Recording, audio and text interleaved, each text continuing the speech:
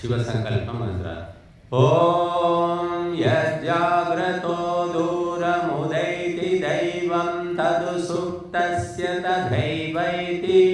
दूरङ्गमं ज्योतिषां ज्योतिरेकं तन्मे मनः शिवसङ्कल्पमस्तु स्वाहा ॐ येन कर्माण्यपसो मनीषिणो यज्ञे कृण्वन्ति विदधेषु धीराः यदपूर्वं यक्षमन्तः प्रजानां तन्मे मनः शिवसङ्कल्पमस्तु स्वाहा ॐ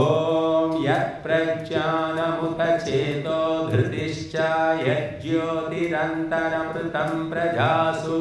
यस्मान्नधुते किञ्चन कर्म क्रियते तन्मे मनः शिवसङ्कल्पमस्तु ॐ येनेदं भूतं भुवनं भविष्यत् परिगृहीतममृतेन सर्वं येन यज्ञस्तायते सप्तहोता तन्मे मनः शिवसङ्कल्पमस्तु स्वाहा ॐ यस्मिन् ऋचः सामयजोषि यस्मिन् प्रतिष्ठिता रथनाभाविवाराः